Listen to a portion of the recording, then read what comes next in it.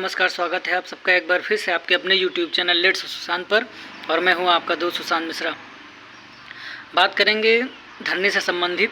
और धरने का आज अनवरत 14 दिन चल रहा है, जिसमें अगर बात की जाए तो केवल संख्या में 10 या 12 लोगों की संख्या रहती है और इस तरह से धरने का आयोजन किया गया।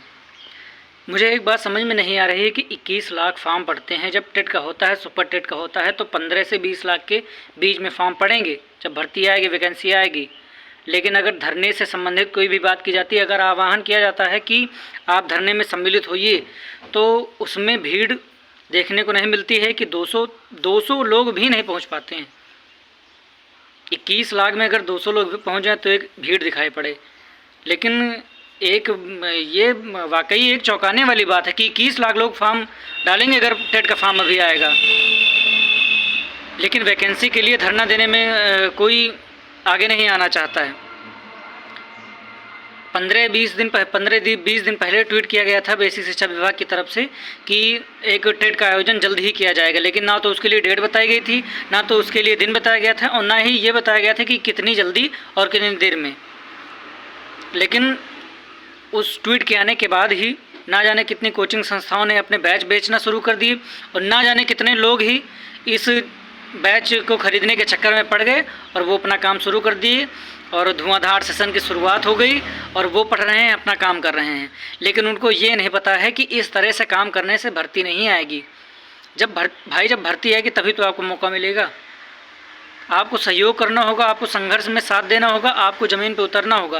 वरना सरकार तो चाहती ही है कि आपकी भीड़ 2-4 तक सीमित रह जाए।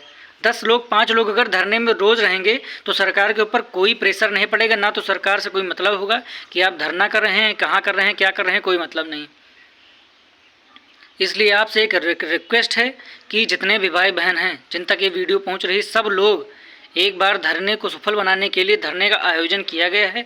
SCERT पे पहले दिन धरना दिया गया, वहाँ से प्रशासन ने उठाकर जिनके नेतृत्व में धरना चल रहा था उन लोगों को उठाकर इको गार्डन में भेज दिया गया और अब वो लोग वहीं से वो अनवरत धरने का आयोजन कर रहे हैं। मैं देखता हूँ कि पर डे, आज 4-5वां दिन हो गया धरने का, पर डे सुबह और शाम वो लोग लाइव आते हैं और ख़ुद कहते हैं कि आप लोग इस धरने को सफल बनाइए। धरने का आयोजन किया गया है, धरने में आइए और अपनी बातें रखिए, सरकार को सुनाई पड़े, इस तरह से काम चले। वरना इस तरह से काम नहीं हो पाएगा कि 10 की 5 की 2 लोग 4 लोग भीड़ में इकट्ठा हो गए, इस तरह से कुछ नहीं होने वाला है।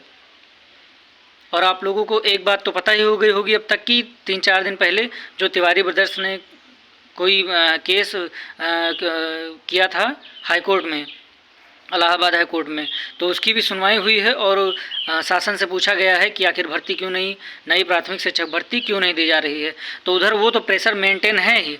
अगर आप लोग चाहें तो इधर से भी प्रेशर बना सकते हैं और उधर सरकार के ऊपर अभी 2024 का इलेक्शन है, उसका भी प्रेशर होना चाहिए थोड़ा बहुत। लेकिन ये प्रशिक्षु जो अध्यापक हैं ये केवल अपनी पढ़ाई से मतलब रहे। अरे भाई, केवल कोचिंग वाले अपना बैच बेच रहे हैं। हम ये नहीं कहते आप ना पढ़ाई करिए, आप बेशक पढ़ाई करें, लेकिन कोचिंग वाले तो अपना बैच बेच रहे हैं। कोई भी कोचिंग वाला साथ नहीं है। रोहित वैद्वान सर को छोड़ दिया जाए तो छोटी छोटी कोचिंग वालों के 1-2 टीचर भी आ गए, लेकिन जो बड़ी कोचिंग संस्थाएं हैं जिनका बड़ा टारगेट होता है, उनको केवल एक अमाउंट से मतलब है कि हम इतने संख्या में एडमिशन कर लें, इतना कमा लें, बैठ जाएं, बाकी किसी से कोई मतलब नहीं। इसलिए आप स्वयं जिम्मेदारी लें, आपकी नैतिक जिम्मेदारी बनती है। आप इतना सोचने वाले हो गए हैं कि आप 1-2-4 की भीड़ में कुछ नहीं करवा सकते हैं।